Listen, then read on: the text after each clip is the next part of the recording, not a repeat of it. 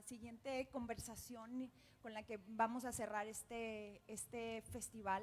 Y la verdad es una conversación que de alguna manera queríamos que articulara el festival de este año. El contarnos tiene muchos ejes temáticos que luchamos cada vez más por mantenerlos, que tiene que ver con, como ya les he contado, con feminismo, con migraciones, con frontera, pero hay algo que también de alguna manera desde el nacimiento del contarnos pues está como en su génesis, que tiene que ver también con descentralizar las narrativas de periodismo, pero no solo. Esta era una conversación que teníamos muchas ganas de hacer. Además, hay un punto, digamos, como detonador también de cuando se materializa, al menos en mi cabeza, la idea de esta conversación, y es un tuit que hizo Adrián López hace muy poco. Adrián, los presento primero y luego ya me sigo con esta pequeña explicación.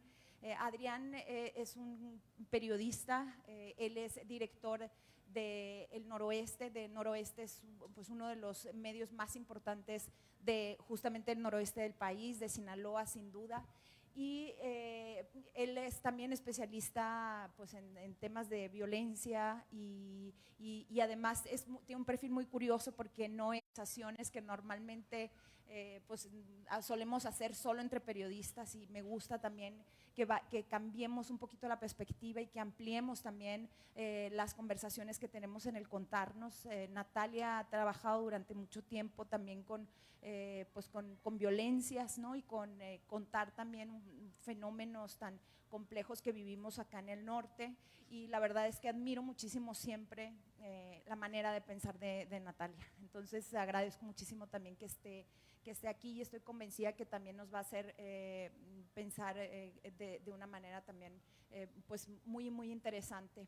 Decía que hacía unas semanas leía un tuit de Adrián y que decía que cuando empezó justamente esta ola de violencia que está sufriendo hoy Sinaloa, y hablando de que ya habían empezado, ¿no?, los pseudoperiodistas y los influencers a explicar obviamente desde el centro del país lo que estaba pasando en Sinaloa, y que ya habían empezado a hablar los expertos en el Chapo Guzmán, en el Mayo Zambada, en el cártel de Sinaloa, quienes seguramente habían ido alguna vez a comer aguachile a Sinaloa, ¿no? Entonces, y que eso ya les hacía de alguna manera expertos.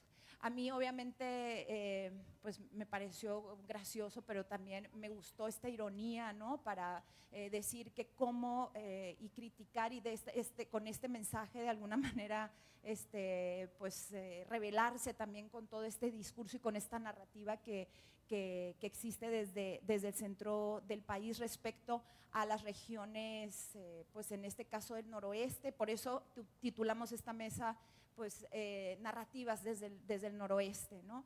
Y Adrián, quisiera comenzar contigo, que nos cuentes. Sé que podríamos también dedicar solo y exclusivamente esta conversación a hablar de lo que está pasando hoy en el presente, ¿no?, en Sinaloa, pero sí quisiera que nos pusieras un poquito en contexto. Igual quizá no nos alcance toda la noche para hablar de todo lo que está sucediendo, pero sí quizá darnos un poquito un panorama de lo que está pasando hoy en Sinaloa.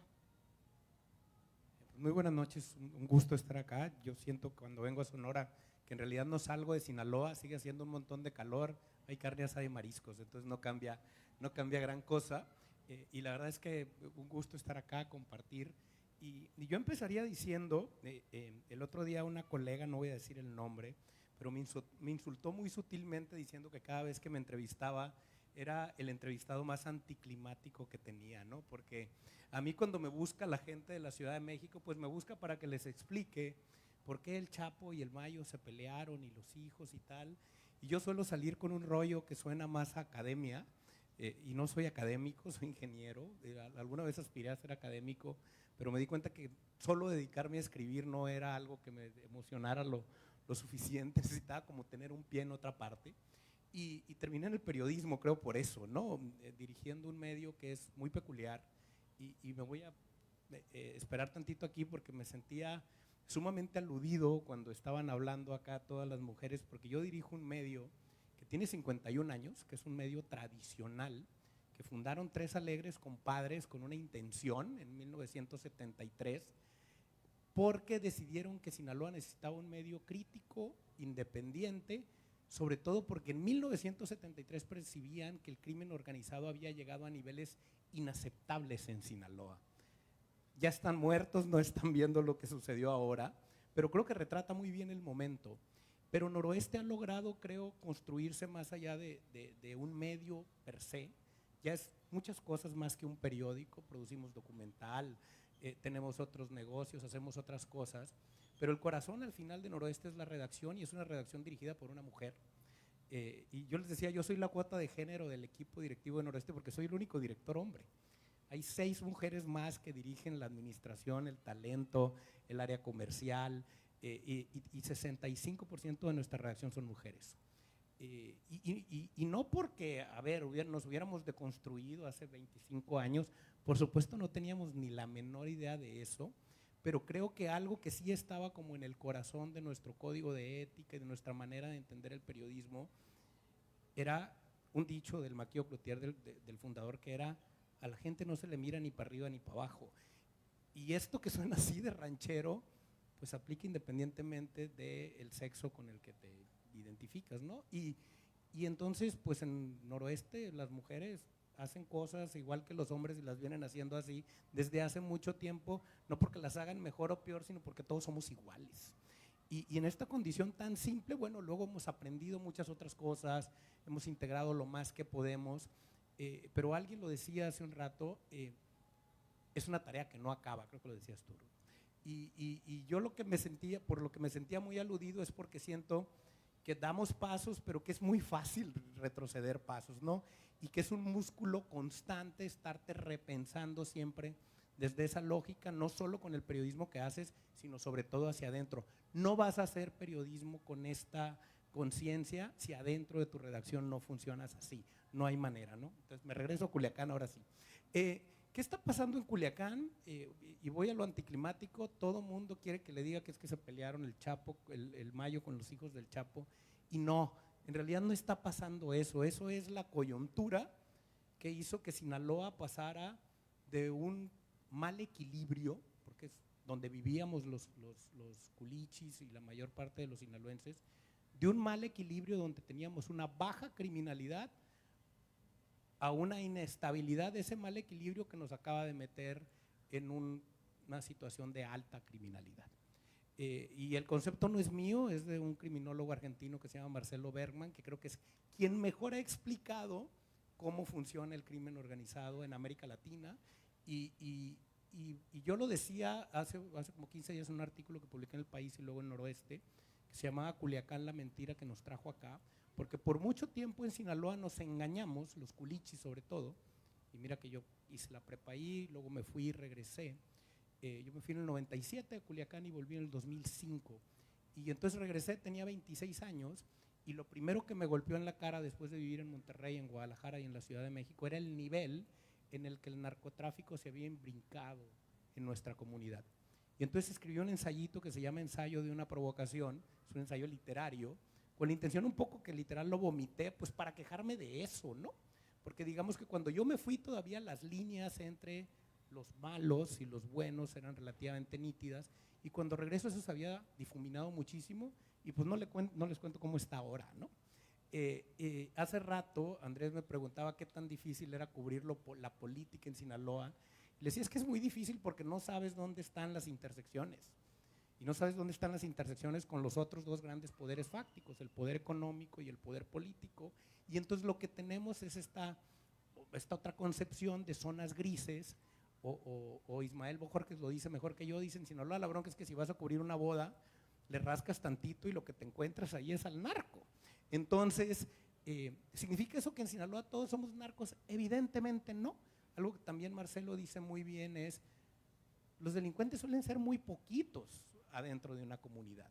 El problema es las capacidades que tienen para imponer su violencia, y al final lo que nos está pasando ahorita en Sinaloa es que hizo erupción algo que tarde o temprano iba a reventar. Del 2017 al 2024, Sinaloa había ido bajando sistemáticamente sus tasas de homicidio y pasamos de tener 7 homicidios diarios, que es el clímax de la guerra anterior, 2008, 2010, entre los Beltrán Leiva y el resto de las facciones, a tener 1.4 homicidios diarios.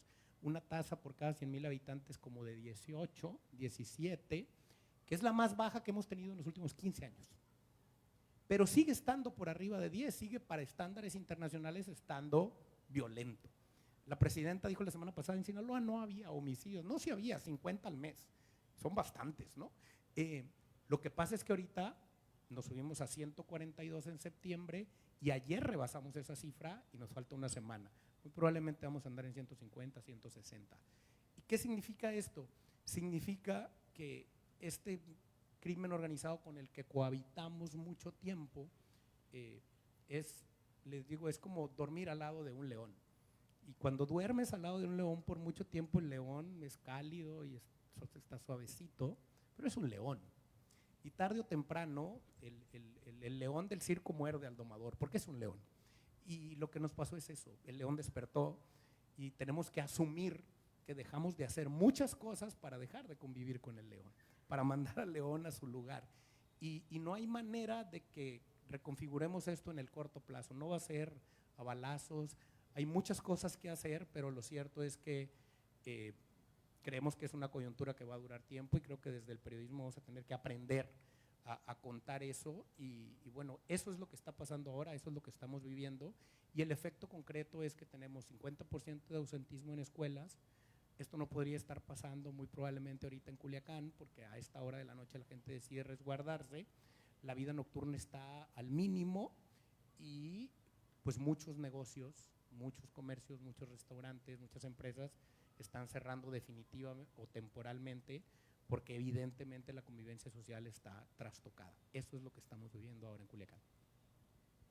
Escribías esto que comentas, que cómo se contaron en Sinaloa durante mucho tiempo una mentira que además se creyeron, ¿no? Que los narcos eran buenos y eran distintos al resto de las mafias y les recomiendo que sigan a Adrián en su Twitter porque realmente creo que es quien estás compartiendo constantemente información sobre lo que está pasando en Sinaloa y lo está haciendo de una manera como muy precisa y además también ayudando a detectar mentiras que se están generando en otros medios, ¿no? En noticias falsas respecto a lo que está pasando.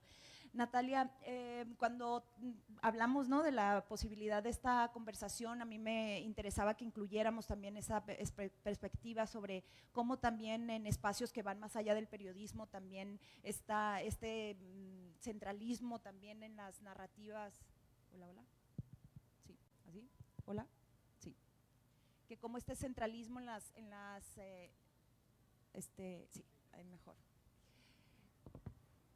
Y este discurso como hegemónico, ¿no?, que se construye desde lo que se considera el centro y la periferia, ¿no?, cómo termina también articulando narrativas y discursos y cómo quedamos como en las periferias, pues cómo quedamos un poquito como apartados de esos discursos hegemónicos. Me gustaría también que nos compartieras cuál es esa experiencia, tú pues trabajas y piensas desde este lugar, hay una decisión también de tu parte de hacerlo, ¿no?, también una voluntad política. Y quisiera que nos compartieras esa experiencia, a qué te enfrentas, ¿no?, también en estos espacios también académicos de investigación y de pensamiento. Gracias, buenas noches a todos, gracias por estar aquí. Sí, definitivamente es un mal compartido entre el periodismo, la academia, el discurso político, porque se nutren mutuamente. O sea, uno de los primeros analistas estadísticos de la violencia, Eduardo Guerrero, en su momento, en 2010, 2011, creó una de las primeras bases de datos para tratar de analizar estadísticamente la violencia y se sirvió de notas periodísticas.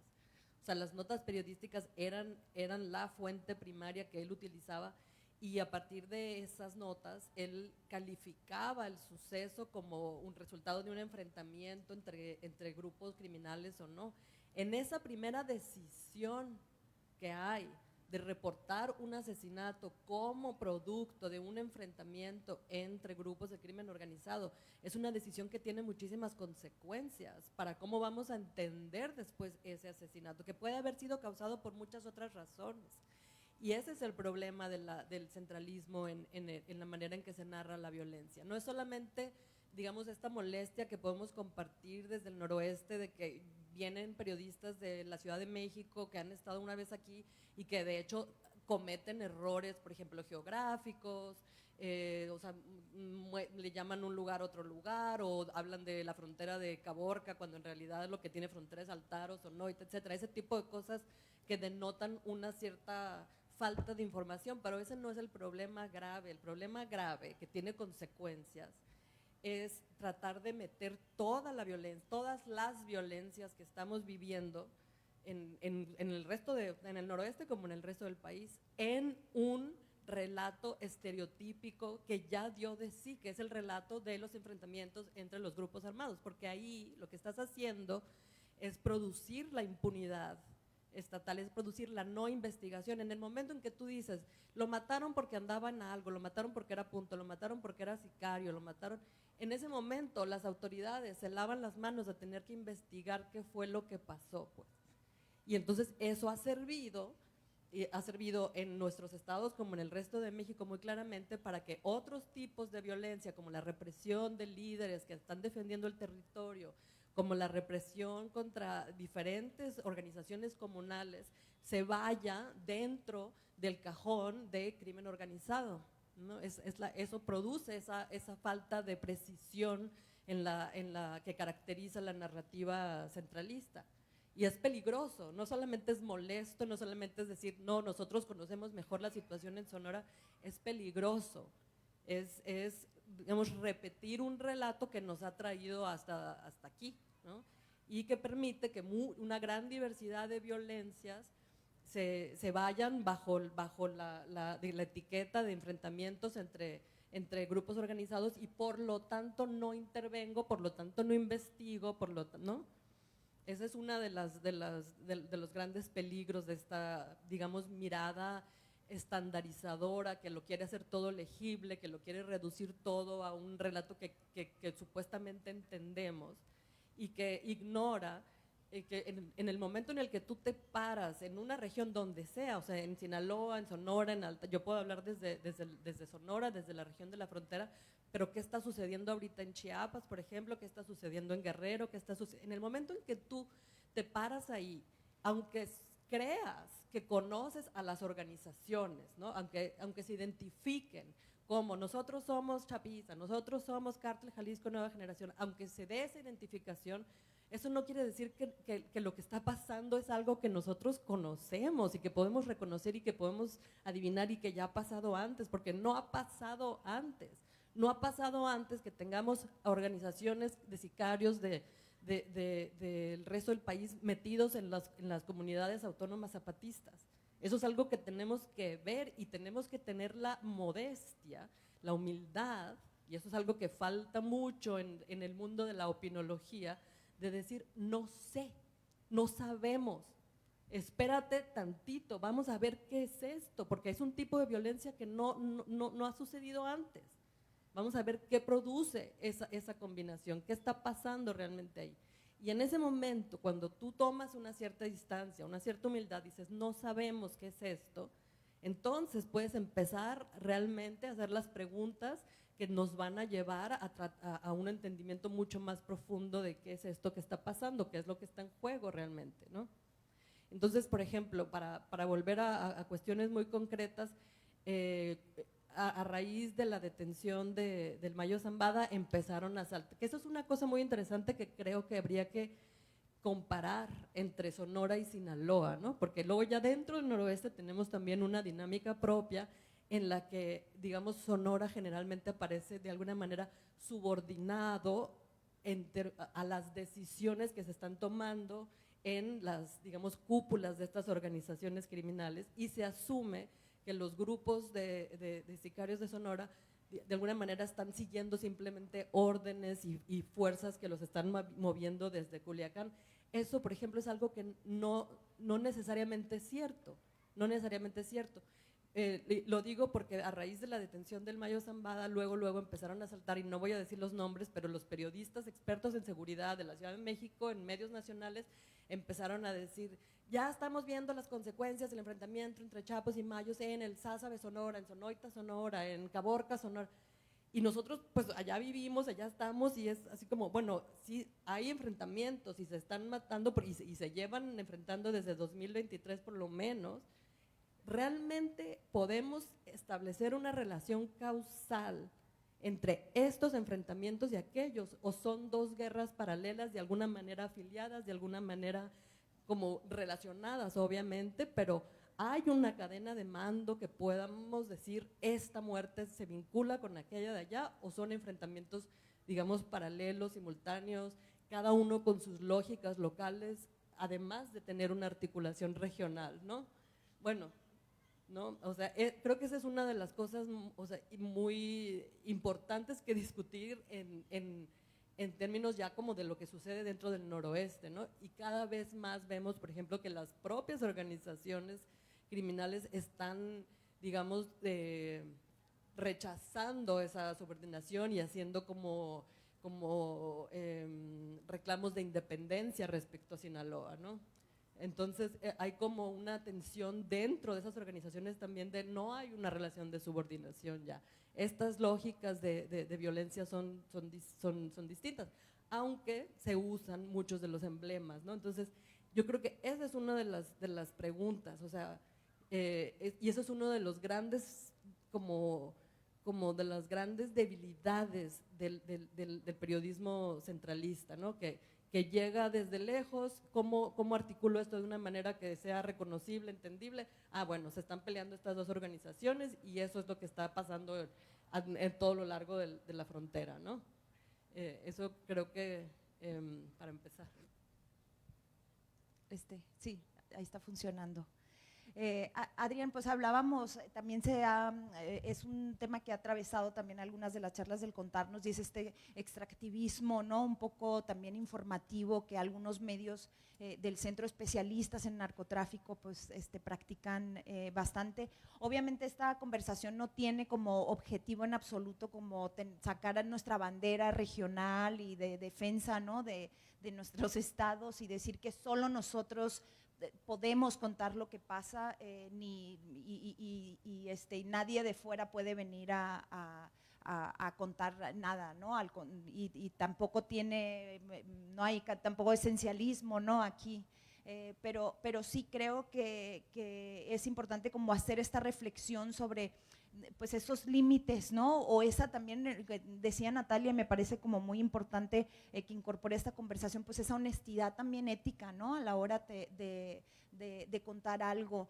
Quizá ya hay algunos medios, tú participas en muchos espacios en Ciudad de México que, digamos, tienen pues ese reconocimiento de que sí necesitan de una voz que esté, digamos, en territorio, ¿no?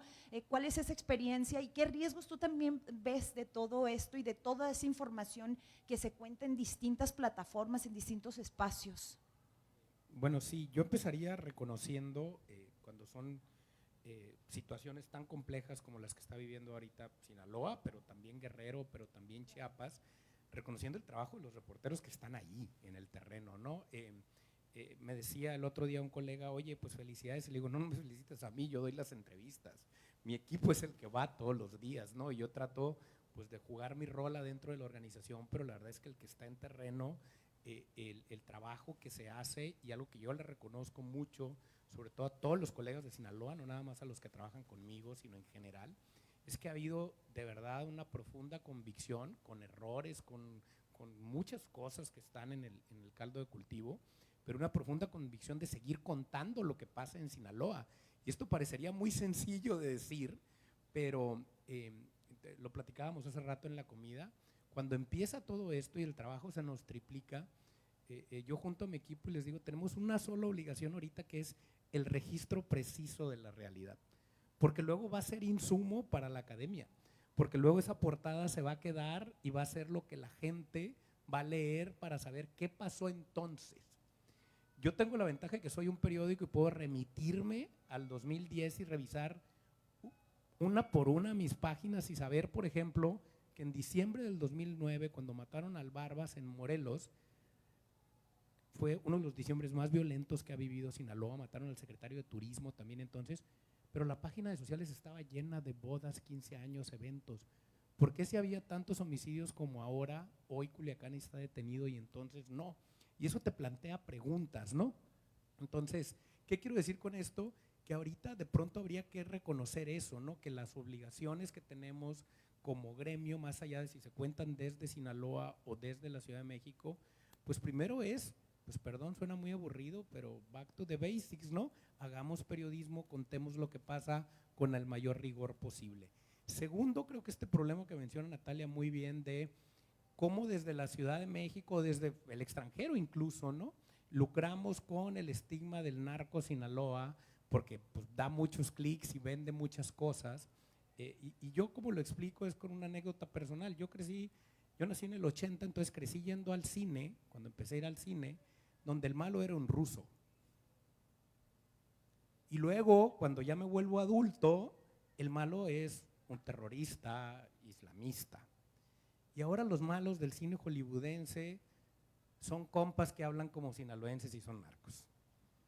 Bueno, hacen como que hablan como sinaloenses, no les sale pues, pero lo intentan. Entonces, ¿qué significa? Que así de instalada está esa narrativa y ese gran relato, y entonces es muy fácil resumirlo todo allí, porque es un relato que ya funciona.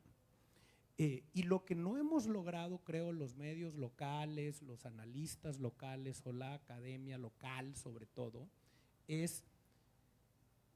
creo que es más responsabilidad de los medios que de la academia, pero es incorporar la nueva evidencia de lo que sí sabemos sobre las violencias actuales a nuestro trabajo periodístico, para poder decir, esto sí sé, esto no sé.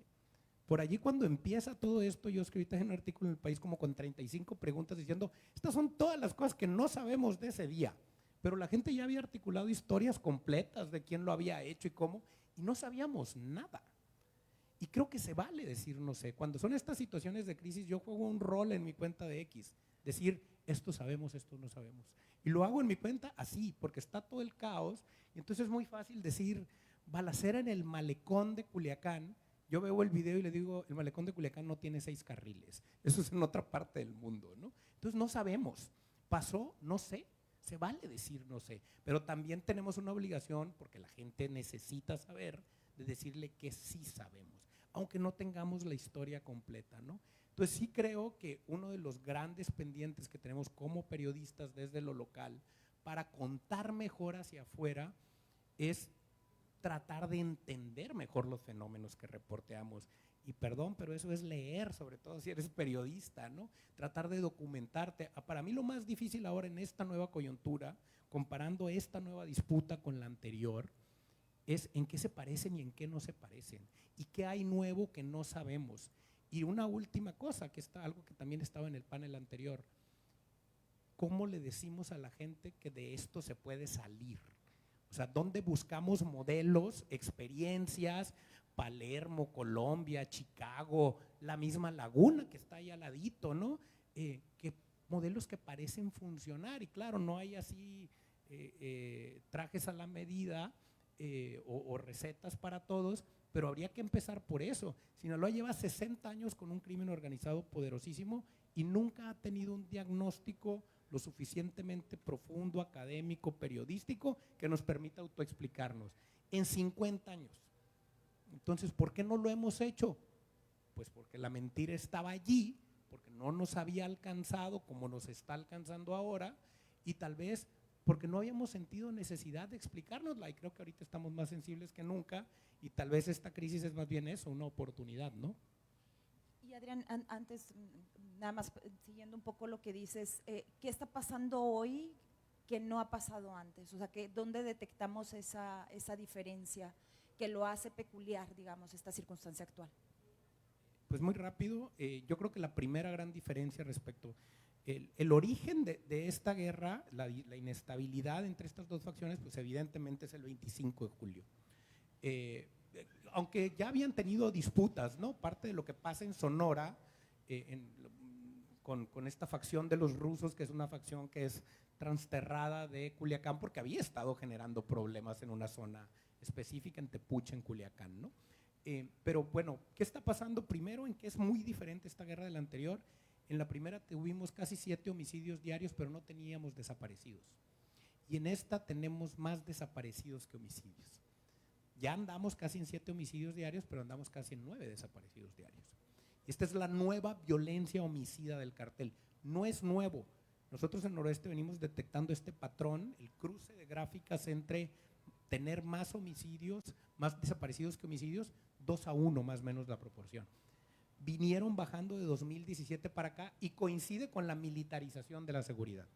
En algún momento hicimos una investigación que se llama Sin cuerpo no hay delito, que retrata cómo los desaparecidos son un buen equilibrio para todos, para el crimen organizado, para el gobierno porque baja los índices, incluso para cierta sociedad civil que dice ahí estamos construyendo paz, y es también un nuevo sistema de extracción de rentas. Un desaparecido es un activo para extorsionar a una familia, para sacarle dinero, para jugar con, y es bien triste, es una persona que sirve como un activo de extracción de rentas en la lógica criminal. Entonces esa es la primera variación. La segunda es el daño patrimonial, que se expresa en lo que nosotros le llamamos narcoterrorismo, y soy muy cuidadoso de usar la etiqueta narco para todo, pero creo que eso es algo que no tuvimos en la guerra anterior. O sea, había asesinatos, enfrentamientos, pero no teníamos bloqueos de avenidas con vehículos quemados, no teníamos como todas estas nuevas estrategias de guerrilla, y no soy experto en eso, pero creo que a eso se parece, de ponchallantas aquí, de propaganda por acá, etcétera. ¿Por qué? Pues porque es parte de generar caos, de meter a la gente en sus casas y de apropiarse los criminales el espacio público para dar su disputa violenta. Y creo que ese es un segundo elemento muy importante. Y el tercero es que no teníamos esto. O bueno, sí teníamos de estos, pero no teníamos Facebook, ni Twitter, ni estas cosas.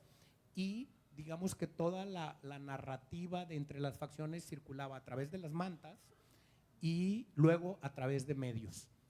En aquel entonces nosotros en Noroeste, en 2010, creamos toda un nuevo decálogo que está en nuestro código de ética público, que son los lineamientos, así se llaman, éticos periodísticos para cubrir y reportar la violencia. Porque nos dimos cuenta que éramos parte de la narrativa violenta.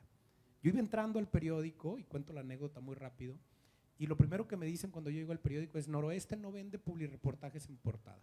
O sea, tú no puedes vender un anuncio de una mueblería en portada diciendo esta mueblería es la mejor, aunque diga allí publicidad, ¿no? Inserción pagada. Es un criterio editorial. Empieza la guerra, empiezan a colgar las mantas, ¿y qué hacíamos en Noroeste? Y creo que todos los medios del país hacíamos lo mismo. Íbamos, le tomábamos una foto grandota, la poníamos de 8 columnas, transcribíamos el texto, le corregíamos las faltas de ortografía y la poníamos en la nota y la explicábamos. Yo no me encargaba de la parte periodística entonces, pero me acuerdo que la veo y lo primero que voy y le digo al director editorial es: pues no vendemos publireportajes, pero a estos cabrones se las regalamos. Y entonces empezó toda una discusión adentro de qué debíamos de hacer con eso. Yo era de la idea de que no publicáramos nada, luego me convencí de que sí había un valor periodístico en el hallazgo, pero que no lo íbamos a magnificar, ni les íbamos a dar portada, ni las íbamos a transcribir textuales, etcétera. Tomamos esa primera decisión, aparece la siguiente manta, la publicamos chiquita en interiores sin decir qué decía, nada más diciendo hay un mensaje en tal lugar. Al siguiente día nos dejaron esa manta con el cuerpo de un adolescente decapitado en la banqueta. Y ahí entendimos que el crimen organizado tenía una estrategia narrativa y que nos usaba para eso. Y entonces eso generó todo un proceso que terminó en este decálogo que está ahí disponible en nuestra página y que básicamente tiene muchos lineamientos muy procedimentales, pero básicamente tiene 2 premisas. La primera es que vamos a reportar todos los hechos de violencia que podamos cubrir, verificar, reportear, etcétera. O sea, no vamos a dejar de decir lo que pasa, esa es la primera. Y la segunda es que lo vamos a decir no solamente con una lógica periodística, sino dentro de una postura ética donde no vamos a reproducir ni hacerle el caldo gordo a la narrativa del crimen organizado. O sea, no vamos a ser parte del discurso violento. ¿Qué significa eso? Que si se mataron 20 contra 20 en la sierra, entre ellos, claro, ahí hay un valor periodístico, hay víctimas, etcétera, pero no vamos a magnificar eso más allá del hecho violento, pues no les vamos a dar el juego de vaga. Si ustedes leen nuestras páginas, se van a dar cuenta que yo no uso chapiza, malliza, levantado, no usamos lenguaje narco. Para nosotros los levantados no existen, existen los privados de la libertad, porque eso tiene una categorización para el futuro, para que luego sea un insumo, ¿no? Hay secuestrados, hay extorsión, pero levantado es todo y nada. ¿Me explico? Y yo sé que esa batalla ya la perdí, la gente ya habla así. ¿Me explico? Entonces, ¿por qué uso este ejemplo? Para decir que parte de la batalla de facciones ahora está ahí. Y está ahí con audios que son imposibles de verificar, con videos de ensalzar la capacidad de ellos. En Noroeste no van a encontrar eso, o sea, no lo magnificamos, no le damos seguimiento. Claro, cuando nos parece un insumo periodístico hay excepciones, es muy casuístico, pero creo que esas son las tres grandes diferencias, ¿no? Psicosis, miedo, mucho está allí y tiene que ver con que no importa cuántas cifras te dé yo de robo de autos, si te levantas en la mañana y ves el video donde bajan a una mamá del súper de un carro, no importa, ese relato puede mucho más que cualquier dato. Entonces ahí está nuestra chamba de contextualizar, de explicar, de desmentir. También algo que de pronto da flojera, dices, ¿por qué tendría que andar desmintiendo cosas? Pues porque tienen un impacto monstruoso y también creo que es parte de la chamba. Gracias.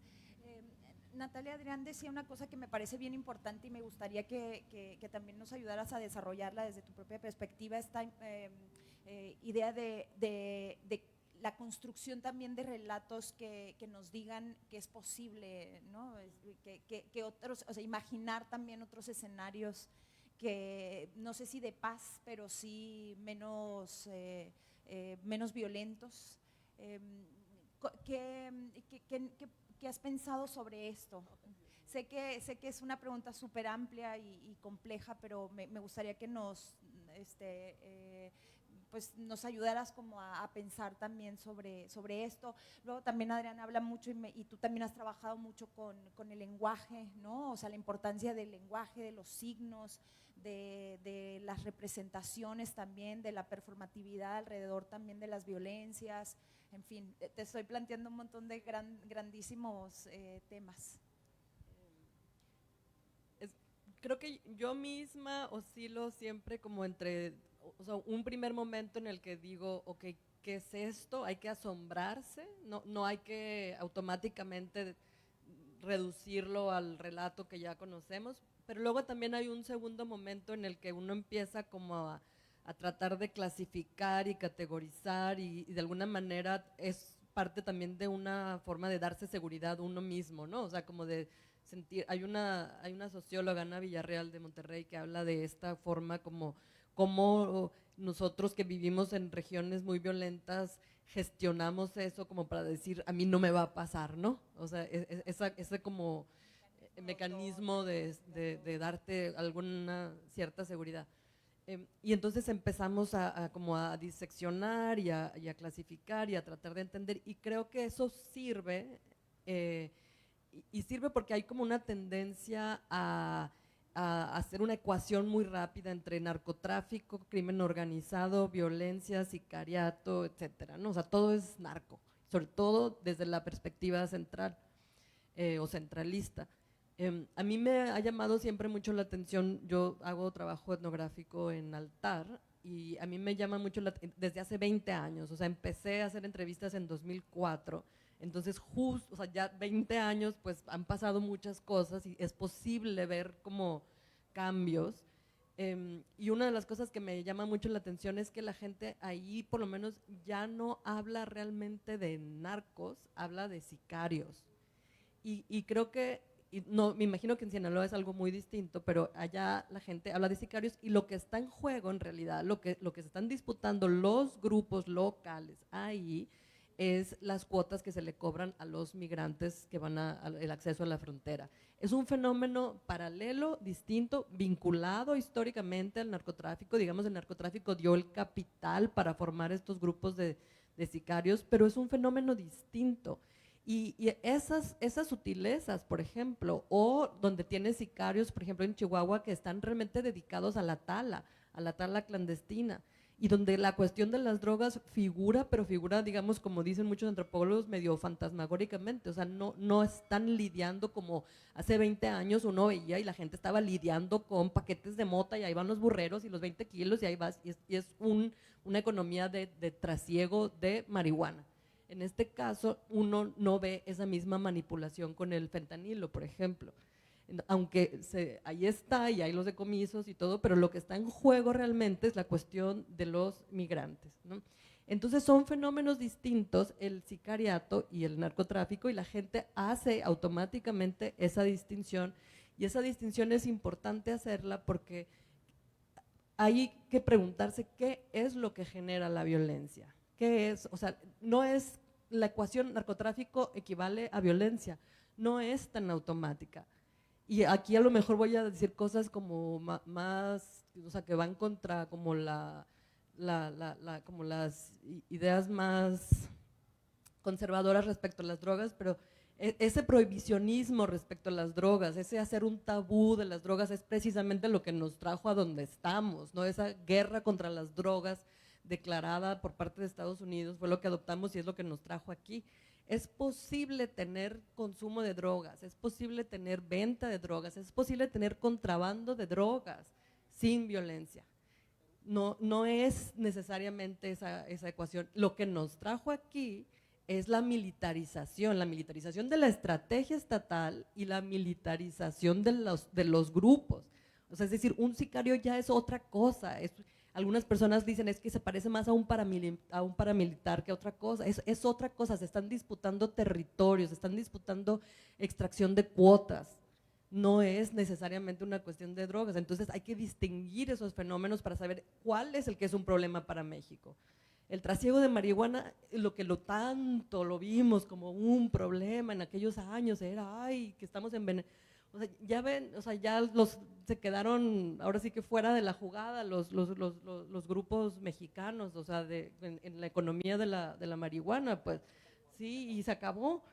O sea, y entonces como que hay que distinguir qué es exactamente lo que está produciendo la violencia y no meter todo así como junto, ¿no? Entonces es posible tener una relación distinta con las drogas globalmente, ¿no? Y eso empieza por deshacer el tabú, digamos, prohibicionista, ¿no? Y que es el que ha servido para movilizar tanta presupuesto en términos militares, ¿no? Globalmente. Eso por un lado. Y eso contesta un poco la cuestión de los nombres, ¿no? Que creo que sí es muy importante como categorizar con precisión qué es lo que está generando la violencia y cuál es la diferencia entre un narco, digamos, tradicional y un sicario o una organización dedicada al control del territorio, al control militar del territorio, ¿no? Y luego hay otra dimensión. Justo hace 2 semanas estuve en una presentación sobre un libro que acaba de salir, que es así, 24 capítulos, sobre la lucha por la memoria de todas las y los colectivos mexicanos desde hace 50 años, desde la Guerra Sucia, que están de alguna manera llevando la vanguardia en una lucha simbólica que es igualmente importante que la lucha material o quizá más, que es decir, a mis hijos no los desaparecieron por haber estado vinculados. Mis hijos eran estudiantes que iban camino a la escuela y se toparon en una situación fulana de tal, y yo los estoy sacando de ese cajón en donde los ha tirado el Estado y donde los ha tirado la estrategia, digamos, como estatal, para cambiar la memoria y cambiar el relato, justamente, ¿no? Y ahí me parece que el punto crucial que como sociedad tenemos que enfrentar en algún momento es decir, esas víctimas que sí andaban en algo, que en Sonora y en Sinaloa son una buena parte de las víctimas. Esos jóvenes que vendían drogas, esos jóvenes que eran puntos, esos jóvenes que eran sicarios, tampoco merecían ser desaparecidos. También son víctimas de otra forma, son víctimas, digamos, estructurales de un sistema. Y no por eso, o sea, mientras permanezca esta división entre las víctimas merecedoras, inocentes, y las víctimas que andaban en algo y que por lo tanto la sociedad puede olvidarse de ellas, no hay una posible salida de esto. O sea, es esa batalla simbólica, la tenemos que como sociedad, es fundamental para que podamos pensar en un post-conflicto, o sea, es deshacer la criminalización, es deshacer, que es, digamos, lo que ha permeado en los últimos 30 años, ¿no? Son los criminales, los malos, las cucarachas, les decía Calderón, vamos a limpiar la casa de cucarachas. O sea, ese es el lenguaje que usaban los Hutus y los Tutsis en Ruanda cuando fue el genocidio. Ese es el lenguaje.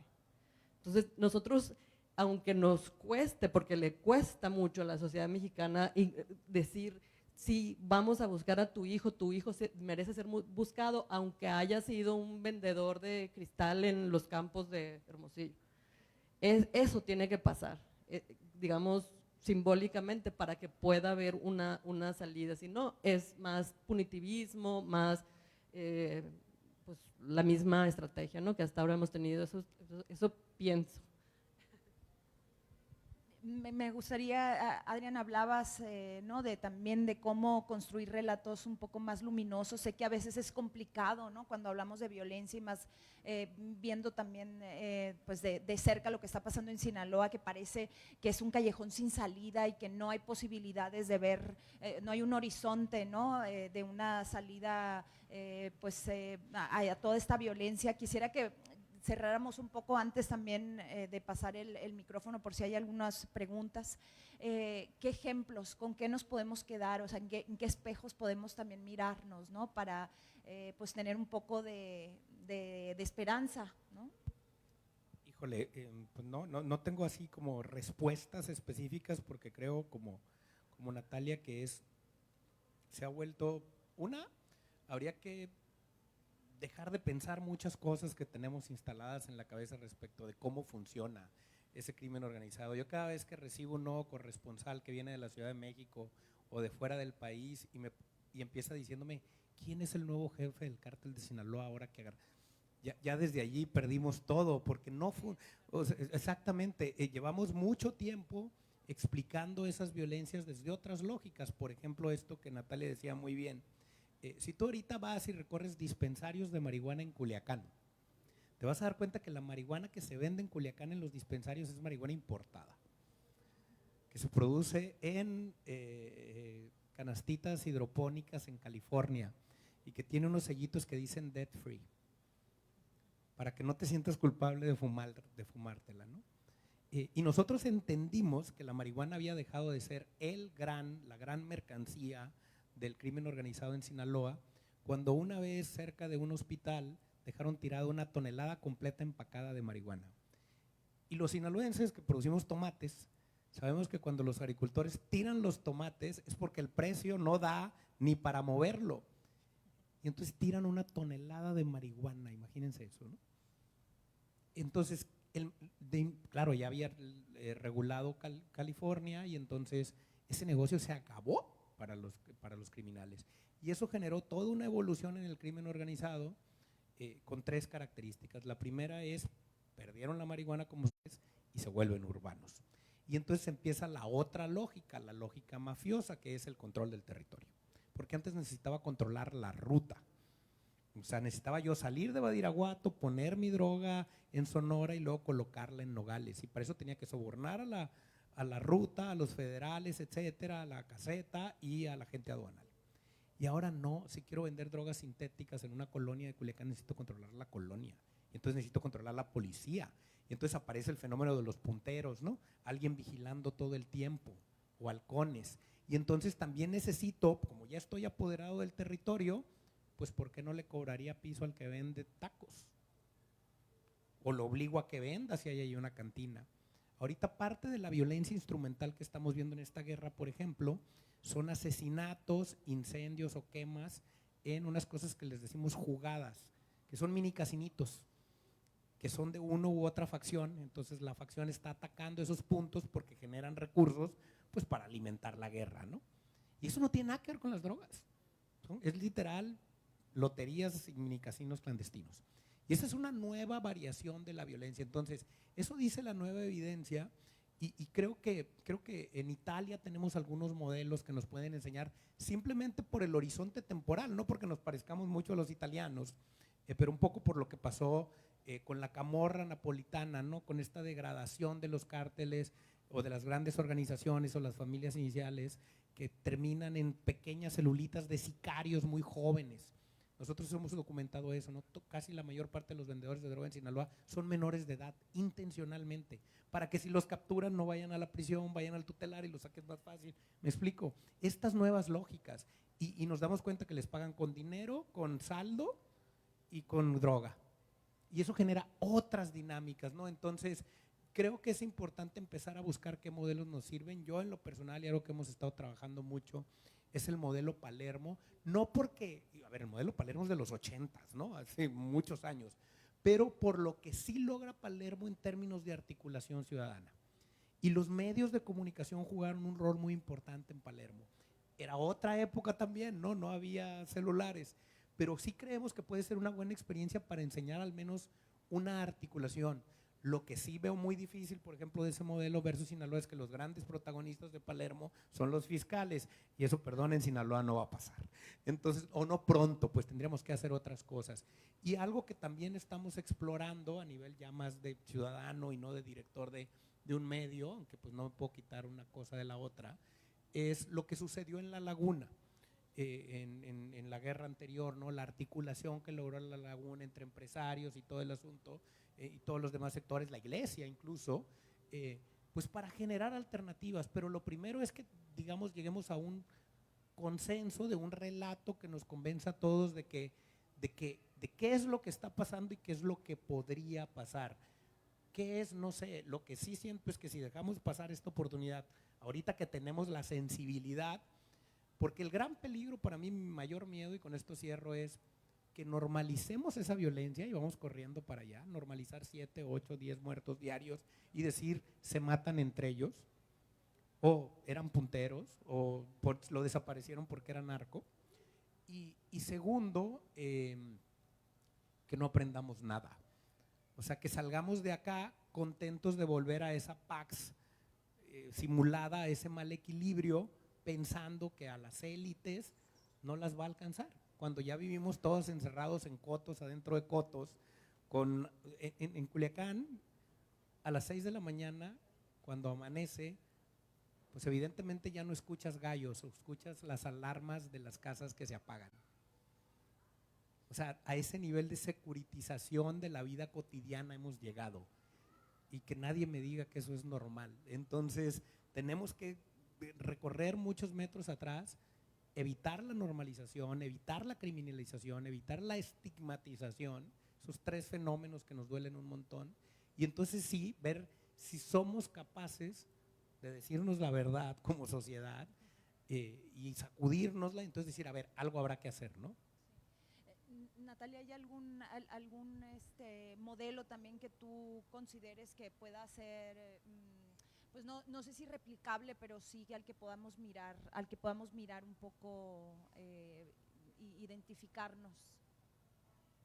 Pues yo he pasado mucho tiempo estudiando los maxiprocesos sicilianos en los años 90, pero justo como dice Adrián, o sea, una de las grandes diferencias es que ahí tenías a un juez en particular, el juez Falcone, que fue prácticamente un héroe y en realidad, o sea, bueno, al final murió, lo mataron en un coche bomba, no sé qué, ¿no? Pero ese puede ser, o sea, una salida, digamos, por el lado de la justicia es indispensable.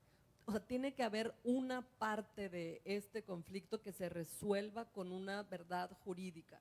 Es más, o sea, que tengamos realmente, o sea, el caso de Ayotzinapa, por ejemplo, es brutal en ese sentido. O sea, no podemos tener una versión de lo medianamente confiable de lo ocurrido esa noche en Iguala. No existe, porque no tenemos una institución capaz de producir ese relato medianamente creíble, ¿no?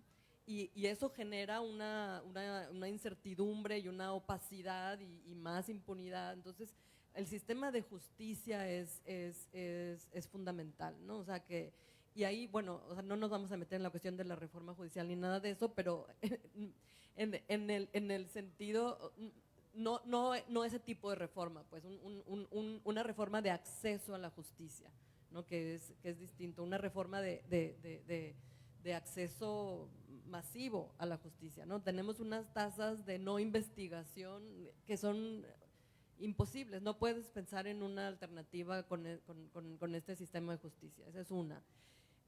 Otra cosa fundamental que muchas veces se olvida es una política de desarme real, ¿no? Eso es algo que se ha hecho en otros lugares, se ha hecho en otros tiempos en México y que no podemos, o sea, ¿qué ha cambiado? Pues ha cambiado la capacidad armamentística de los grupos, o sea, no, eso es digamos, un hecho duro, material que no tiene discusión. Y ahí tendría que haber una política, no solamente para impedir el contrabando de armas de Estados Unidos hacia México o la filtración de armas del ejército a los grupos, sino también una política de desarme, ¿no? Que ha habido, donde tráeme, incluso hay como o sea, estrategias de premiación de la entrega de armas, o sea, se quedan mujeres viudas que tienen armas en su casa. O sea, ¿qué haces? ¿Cómo le das vuelta a la página, pues, ¿no? En términos de toda la cuestión de las armas que están circulando. Otra también que me parece fundamental a otro nivel es que parecía que iba a empezar un compromiso real con la búsqueda y la identificación de las personas desaparecidas, porque sin duelo, y son demasiadas familias, son más de 100,000 familias que tienen a una persona desaparecida y que por lo tanto no pueden descansar día ni noche. O sea, tú ya le has dado aquí en este mismo festival voz a Madres Buscadoras y sabemos que mientras eso no sea medianamente resuelto o por lo menos abordado ese tema con un compromiso real, no vamos a tener descanso socialmente, porque no hay un duelo, no hay un cierre, no puede haber un después, no puede haber paz, ¿no? Y por eso las Madres Buscadoras, cuando encuentran restos humanos, dicen, es una familia más que tendrá paz, es una familia más que tendrá paz. O sea, ellas ven claramente el vínculo entre la construcción de la paz y la búsqueda de las personas desaparecidas. Entonces yo creo que por lo menos esas tres, el desarme, la justicia y la búsqueda de las personas desaparecidas, son como que los elementos fundamentales, ¿no? Pues pasamos el micrófono por si alguien quiere hacer alguna pregunta, comentario. Primero aquí adelante y luego con Oliver y luego por allá alguien más y luego allá el señor de atrás del…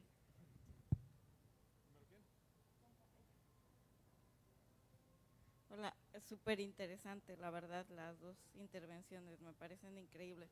Y sí, o sea, es horrible lo del centralismo y los reporteros que llegan y quieren explicar todo sin saber y ni tener idea absolutamente de nada, lo que genera una desinformación terrible. Pero a mí me preocupa mucho la ciudadanía, o sea, la gente común y corriente, la gente de a pie, la gente del Estado que está viviendo toda esta violencia y que por una parte ve impunidad, ¿no? Una impunidad, la que decíamos que México tiene niveles de impunidad de más del 90% y ve que no pasa nada. Por el otro lado, el miedo. ¿Cómo vives con ese miedo?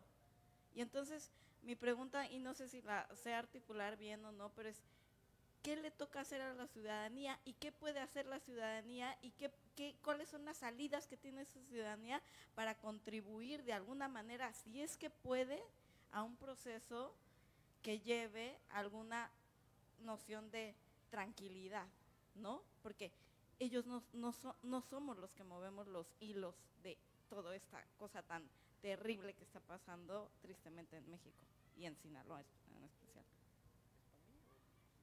Para cualquiera de los dos, para los dos, ¿no?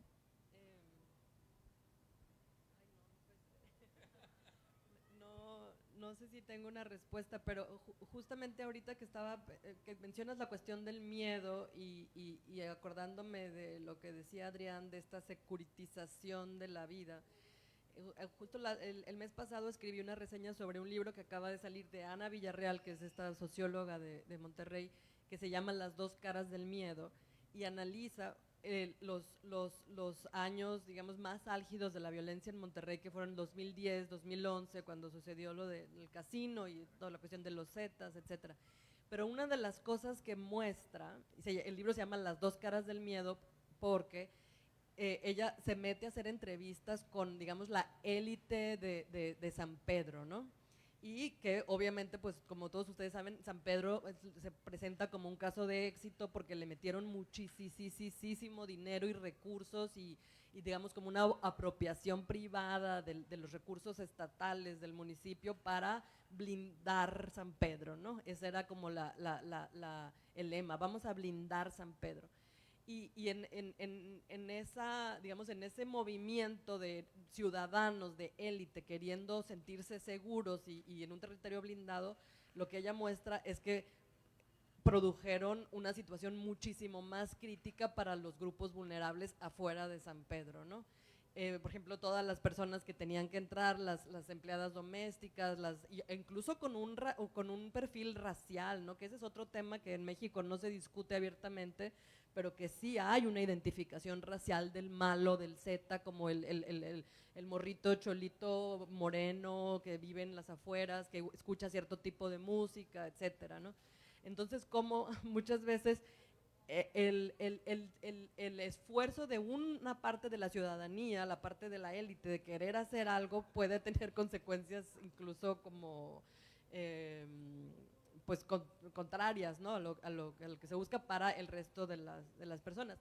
Pero en ese libro, por ejemplo, analiza otros ejemplos y los hay, o sea, es muy impresionante que en todo el país, en todos los estados, se está movilizando las personas porque están desesperadas, o sea, hay colectivos y colectivas por todas partes de bordadoras, de madres buscadoras, hay cientos y cientos colectivos de madres buscadoras en los últimos 4 años ¿no? Entonces, si me dices qué hacer, pues acercarse a ese tipo de colectivos, escuchar ese tipo de historias, ayudar a cambiar la manera en que se relata la violencia, entender, digamos, como toda esta diversidad de víctimas, apreciarlas y dignificarlas y honrarlas a todas ellas.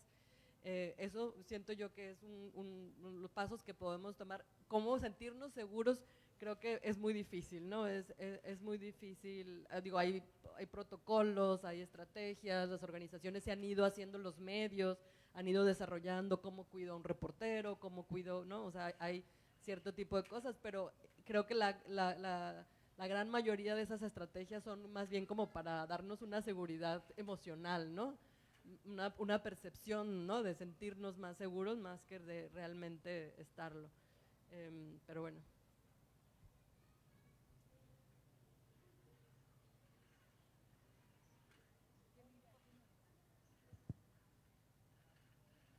Bueno, ¿me escucho?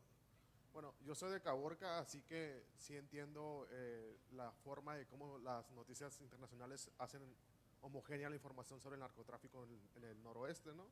Entonces mi pregunta es más, un poco si también al periodismo ciudadano, ¿cómo las personas pues de a pie o de día a día pueden contribuir en las redes sociales o sí, de dar las noticias o comentar y quitar las fake news o dar la veracidad de los hechos que se hacen en la región, vaya, ¿no? Porque pues obviamente si bien el crimen está organizado, vaya, la violencia o los temas que van para cada parte son muy diferentes y necesitan otras estrategias. Esto.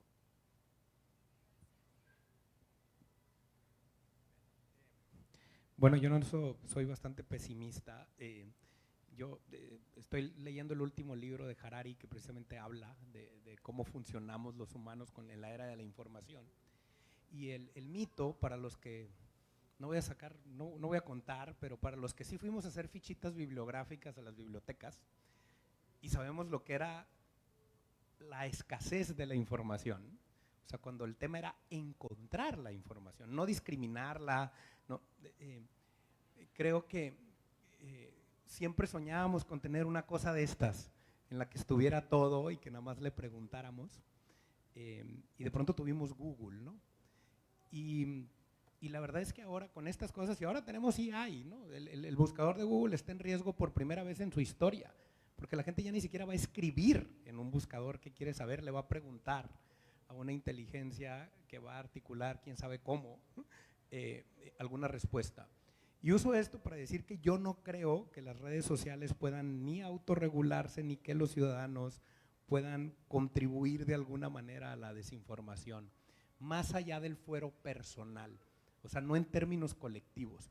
Lo que dice Harari es que hay una idea ingenua de la nueva lógica de la información, y es que cuando tuviéramos una cosa de esas, donde tuviéramos todos los periódicos, por ejemplo, toda la información, todas las bibliotecas, íbamos a ser más sabios, íbamos a ser más, íbamos a tener mejor criterio, y no, la verdad es que con un iPhone todos somos borregos, y reproducimos y replicamos cualquier tipo de desinformación si conecta emocionalmente con nosotros, y en eso no hay manera de ganarles, porque esa información que te llega ahora, o sea, creo que la manera en la que nos informamos ahora ha cambiado tan radicalmente de cómo nos informábamos antes, básicamente en dos sentidos. La primera es que antes informarse era un acto intencional. Tú decidías suscribirte a un periódico, sentarte a ver las noticias.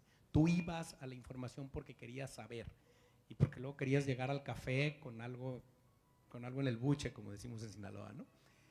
Ahora tú no vas a la información viene a ti. Tú no pides todos esos videos en el chat de tus amigos. Ya los tienes ahí en la mañana y los vas a consumir muy probablemente, ¿no? Y la segunda cosa, creo, es que antes era un acto mucho más racional. Implicaba niveles de profundidad distintos, leer un texto de 2000 caracteres, ver un noticiero de una cierta duración. Creo que por eso la radio ha logrado más cosas ahora que lo que hacemos en internet. Y ahora no, calificamos el ejercicio de informarnos con emoticones. Se volvió un asunto emocional y el algoritmo refuerza nuestras creencias y emociones. Para eso está diseñado. Y entonces en esas dos lógicas literalmente somos borreguitos, no importa de qué tamaño sea tu IQ ni tu título. O sea, implica un ejercicio permanente. Entonces yo creo que no es responsabilidad de las masas porque no lo vamos a lograr. Creo que al contrario, más bien vamos perdiendo bastante duro esa batalla. Ahí está el Brexit y ahí está Trump como dos ejemplos muy contundentes. Creo que la chamba es de los medios y de los periodistas.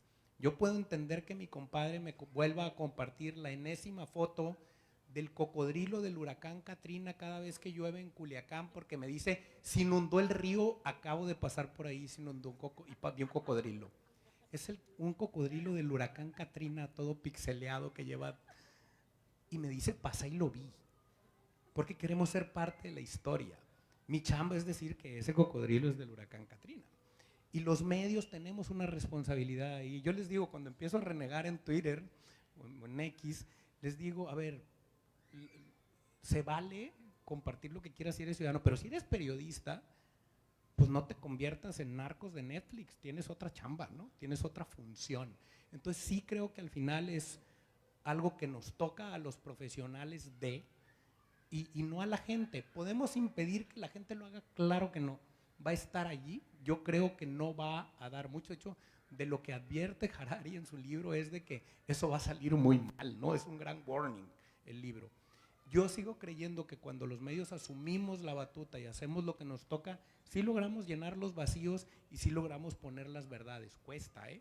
Y también nos tenemos que bajar del ego de, como yo, ¿por qué tendría que decir eso? Pues sí, si estás viendo que la mentira se instala es porque algo no estás haciendo tú, ¿no? Hola, buenas noches. Hace algunos años se empezó como a manejar el término de la narcocultura, ¿no? Y me interesaba preguntarles a ustedes, bueno, entendiendo, bueno, o como yo entiendo la narcocultura como esta influencia en las nuevas generaciones que tienen la música, las series, la forma de vestir, la forma de hablar y demás.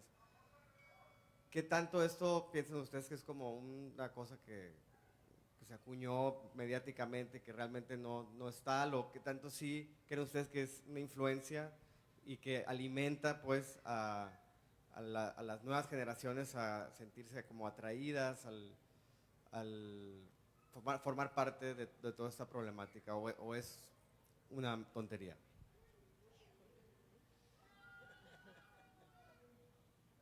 Luego Leoluca Orlando, el alcalde de Palermo, que logra articular el gran rescate de Palermo, usa una metáfora para explicar cómo rescatan Palermo.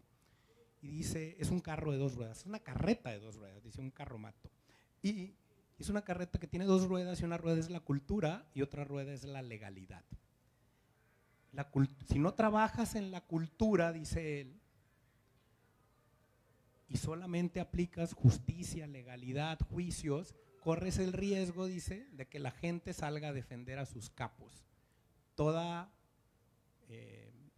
parecido con 5,000 personas marchando por la capital de Culiacán, por la avenida principal de Culiacán, pidiendo que no extraditen al Chapo, es un buen ejemplo. Y dice, pero si trabajas solamente en la cultura y no en la legalidad, vas a terminar haciéndoles conciertos de música clásica a los capos de tu ciudad, dice. Y dice, por eso las 2 ruedas tienen que caminar juntas, porque la gente tiene que convencerse que la cultura mafiosa, que no es una subcultura, es una cultura con todas sus letras, ¿no? No la vas a combatir si no combates a la mafia en la justicia, si no los metes a la cárcel, si no le enseñas a la ciudadanía que ser delincuente, ser mafioso, asesinar, secuestrar, traficar tiene consecuencias. Yo creo que la narcocultura que tenemos, ¿cómo vas a ir a Culiacán? Pero su modus vivendi era la narcocultura sin vivir en el lugar en el que la narcocultura paga los precios, o más bien los precios de ese crimen está allí. Entonces yo creo que nuestro tema no son las series de Netflix, sino lo ha prohibido los corridos 14 veces. Eso no cambia nada. A mí también me gustan las de Peso Pluma, creo que hacen algo muy interesante con las charchetas, pero bueno, eso es otra cosa. Lo que digo es que yo creo que al final no es por ese camino, porque la tentación es vamos prohibiendo eso. No, yo creo que ya cuando logras articular lo otro, ya veremos de qué dimensión es ese fenómeno cultural, pero lo primero es que los criminales estén donde tienen que estar, ¿no? Y que la justicia haga lo que tiene que hacer. Sí, ¿se apagó? No, ahí está. Comparto la mayor parte de lo que ha dicho Adrián, tampoco, o sea, creo que como esta cuestión de prohibirlo o de establecer como esta relación causal entre escucho corridos tumbados y por lo tanto mato gente, de plano no existe, ¿no? O sea, no te va a llevar, o sea, no creo que sea un factor de ingreso, pero creo que hay un sentido muy distinto cuando la persona que está escuchando digamos que si es un morrito fresa de Hermosillo el que está escuchando un corrido tumbado, no me preocupa, ¿no? Cuando son los sicarios, los puntos, los que están en ese mundo y que sí consumen esa música, creo que hay una cosa muy interesante que analizar ahí, porque les está dando un sentido, está dignificando eso que ellos están haciendo y específicamente les está dando un sentido a dar la vida, a morir. Hay una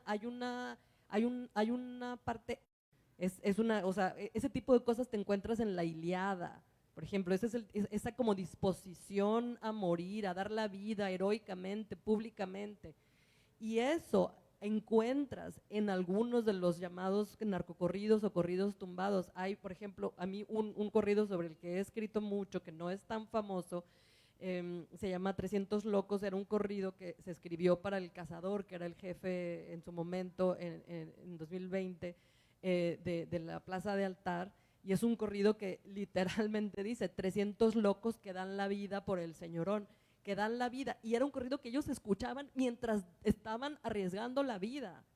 Entonces ahí ya cobra un sentido muy distinto, porque es un himno nacional, es un himno de un ejército. Un ejército cuando se prepara para la batalla canta un himno, canta lemas, canta cosas que te preparan para esa valentía.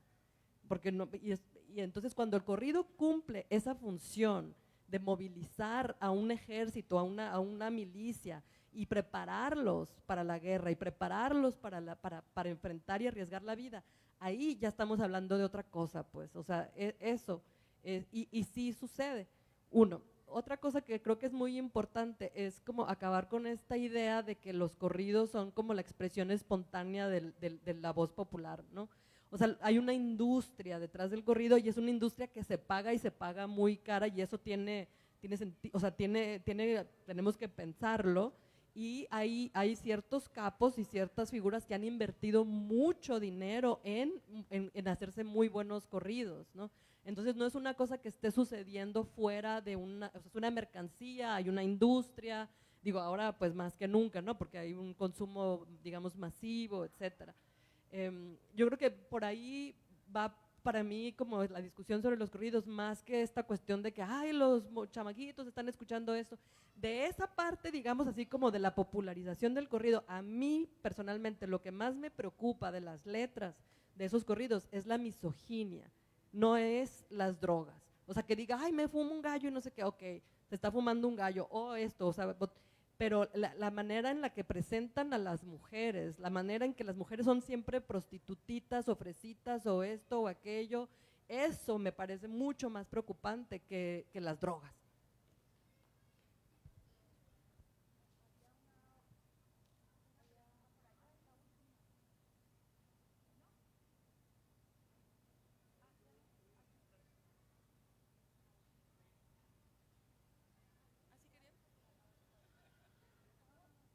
Ok, bueno, muchas gracias. A mí igual me gustó muchísimo la presentación ahora y igual quería un poquito retomar varias de las cosas que han dicho.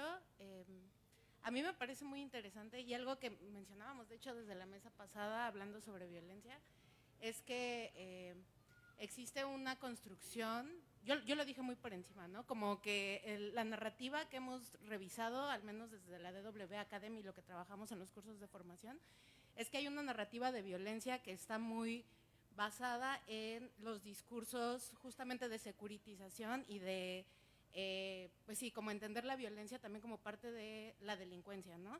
Y eso construye ciertas categorías que se reproducen en los medios y que luego le quitan toda esta matiz que de repente sí es necesario revisar, que tiene que ver con el entendimiento más antropológico, ¿no? O también desde los derechos humanos, desde el feminismo, desde todas las formas de entender esto. Entonces ahora pensaba como de qué manera podemos construir como imaginarios o nuevas narrativas que saquen de estos discursos, de entender estos fenómenos solo como desde este lugar de delincuencia, ¿no? Solo desde este lugar de seguridad. Eso por un lado, bueno, eso por un lado, porque justamente ahorita me llamó la atención que estaban comentando cómo desde los medios de comunicación se puede exigir como justicia y eso de qué manera no fomenta o reproduce un poco la idea de que los medios de comunicación son quienes también pueden o deberían, y no el Estado, ¿no? Como hacerse cargo de la responsabilidad que tiene otorgar justicia para las familias. Entonces, pienso que parte de entender, por ejemplo, todas las realidades que siguen estigmatizando a los jóvenes, por ejemplo, que hacen estas prácticas de violencia, es precisamente quizás sumar a discursos que quitan ese lugar de delincuencia de los jóvenes y que entienden estos lugares como desde un lugar más lleno de matices, ¿no? Como de complejidad.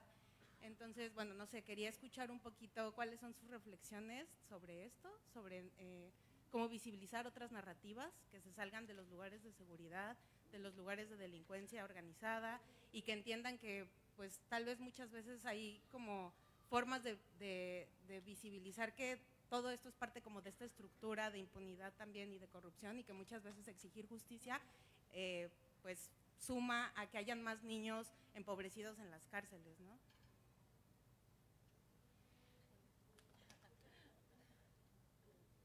Pues creo que ya comenté al respecto, no sé si tengo algo que agregar.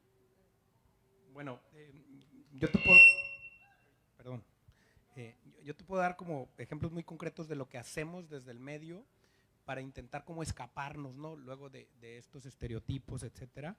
Y voy a volver a lo básico. Lo primero es el lenguaje, llamarle a las cosas por su nombre y no medio pedagógica de lo que hacemos.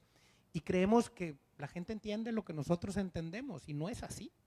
Al contrario, creo que tenemos una doble chamba ahora, ¿no? De explicar muchas cosas, primero llamándole a las cosas por su nombre, usando un lenguaje lo más preciso posible y también abriéndole en las notas, en las narrativas, eso, ¿no? ¿Qué otra cosa también hacemos y lo intentamos lo más posible es humanizar las notas de violencia? Porque algo que nos pasó con el nuevo sistema de justicia penal es que pasamos de una nota roja que era llena de morbo, macabra, hiperdetallada de lo que pasaba allí, de la alarma, pues, muchos aquí no saben lo que es la alarma, pero bueno, a la nota hiperneutra de Jesús N, el sujeto no sé qué, que no diga nada porque podrías caer en criminalización, en morbo, etcétera. Y entonces, ¿qué intentamos hacer en el Noroeste? Decir, pues matan a padre de familia, no a Juan N, no a sujeto de tez morena. ¿Me explico? Todos estos clichés que también aprendemos en el periodismo, como el vital líquido, pues, y este tipo de cosas.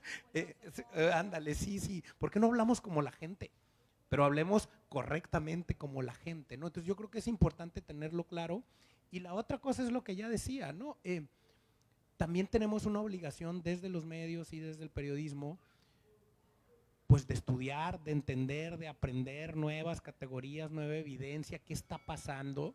O sea, yo estudié en Monterrey, no sabía que ya había un libro del caso San Pedro y es súper reciente. Yo estudié antes de esa epidemia, ¿no? Ya me sentí viejito. Pero el tema es cómo abrevamos de eso, pues para entender dónde estamos parados y no nomás seguir contando, muertos todos los días, ¿no? Buenas tardes. Adrián, principalmente para felicitarte. Mis respetos por tu exposición fluida. Y si aún tienes chance de ser maestro, me hubiera gustado mucho tomar clases contigo, por tu manera tan fluida de exponer las cosas y argumentada sobre todo, ¿no? Que hace bastante falta el argumento para poder sostener cosas en una exposición frente a la gente, ¿no? Eso que comentaste respecto que a veces la población vivimos con el león dormido y a veces no nos damos cuenta, ¿no? Que sentimos que todo fluye de manera muy bien. Yo creo que así lo pensamos los portenses. Yo soy de Guaymas, Sonora, un municipio aquí a 150 kilómetros, que todo el tiempo pensamos que era un puerto tranquilo hasta que se vinieron los tiempos difíciles, ¿no? Y quienes menos pensábamos que eran delincuentes eran vecinos de nosotros, ¿no? No sé si porque sea moreno, ¿no? No sé. No sé si porque es uno… que sí hay estudios, ¿no?, antropológicos respecto a tipos de raza y piel, donde hay incidencia delictiva, pero caer en una generalidad respecto al tono de piel yo creo que es algo muy tonto, se me hace, ¿no? Hace poco visité un centro de rehabilitación en compañía de un amigo para poder llevar alimentos a un familiar suyo, ¿no?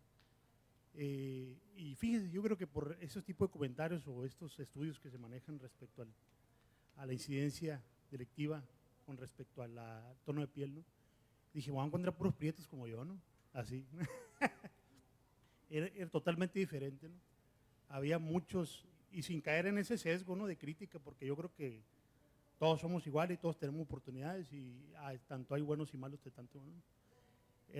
No había ninguna persona con tez morena, ¿no? La mayoría eran adictos, ¿no?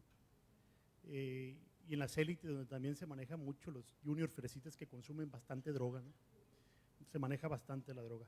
Y Caborca sí tiene frontera, simplemente de que la parte urbanizada pues no colinda con la frontera, pero su frontera está desértica, ¿no? Yo sé, pero es comparado con los Ajá. 150 kilómetros de frontera que tiene Altar y con los que tiene Sonoita, realmente la que está en disputa es la del municipio de Altar.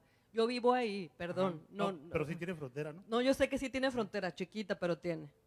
Yo sé, lo dije lo dije muy rápido y por eso dije, no es esa la que se están disputando. Bueno. Perdón que reaccione así, pero es que es algo que me importa mucho, pues, conozco muy bien ese territorio. No te preocupes, ya vi tus reacciones ahorita. Gracias. Muchas gracias por tus comentarios.